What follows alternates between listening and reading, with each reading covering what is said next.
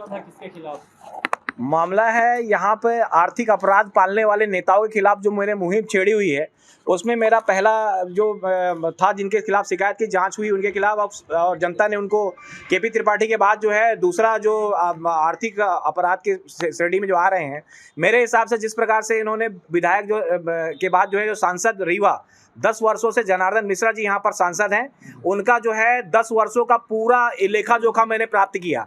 उस लेखा जोखा के हिसाब से उन्होंने 50 करोड़ रुपए की उनको निधि मिलती है प्रतिवर्ष, 5 करोड़ रुपए 10 वर्षों का मैंने देखा है। इसके हिसाब से मेरे पास जो रिकॉर्ड है, उस रिकॉर्ड के हिसाब से मैं अभी जो है ईओडब्ल्यू में शिकायत करने आया था। इससे पहले प्रेस कॉन्फ्रेंस करके जनता के बीच मैंने बात रखी थी सारे डॉक्यूमेंट के साथ में कि इन्होंने जो है जो 42 करोड़ रुपए अभी तक जो बाहर निकाले हैं, उसमें से जो है लगभग 22 करोड़ रुपए ऐसे हैं जो कमीशन के रूप में इनके पास प्राप्त हुआ है, जिसके दस्तावेज के रूप में मैंने बताया है। और वो पैसे जो हुए हैं वो कहाँ पर इस वक्त हैं, वो पैसे मैंने बताया है कि इस वक्त बाईपास के ऊपर एक जो है कुशवाहा की ज़मीन 6 करोड़ में खरीदी हुई है।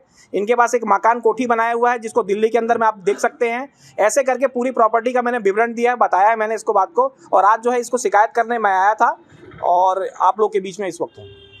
सांसद जी पहली बार जब सांसद चुने गए थे तो 1 साल पहले पत्रकार वार्ता की थी और अपने पूरे खातों की जानकारी की। इसके बाद 9 साल बाद भूल गए। क्या मांग करेंगे कि जिक्र किया जाए और खुलासा हो कि कितना खाते में है और क्या स्थिति है उनके परिवार की? मैं आपको बता दूं, मेरा बचपन जो गुजरा है, पूर्व मंत्री सीता प्रसाद जी शर्मा जी थे और शास्त्री जी के ये सानिध्य में रहे, पले बढ़े।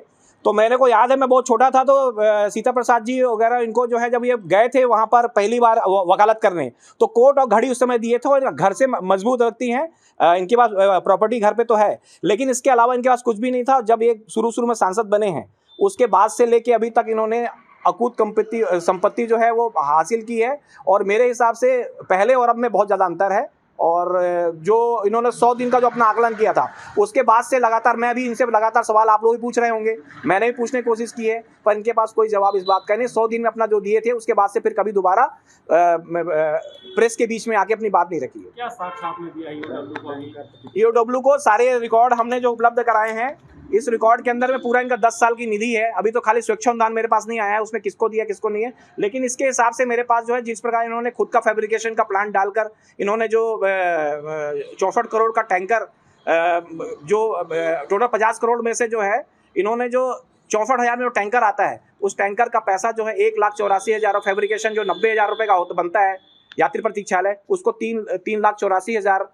इस प्रकार से स्ट्रीट लाइट की एक लाइट जो है वो मुश्किल से 7,000 में आता है, उसको 38,000 रुपये इन्होंने परचेस कराना और बिना देखे सोचे सारे लोगों में पास करना और ये पैसा इनके अकाउंट में जाना वापस। तो मेरे हिसाब से जो अगर मैं काम करता या कोई एक और दूसरा काम करता, उसके हिसाब से ये 22 करोड़ रुपए का अभी तक जो है मेरे पास ये लेखा जोखा जो इनके पास में कमीशन के रूप में गया है 10 वर्षों में।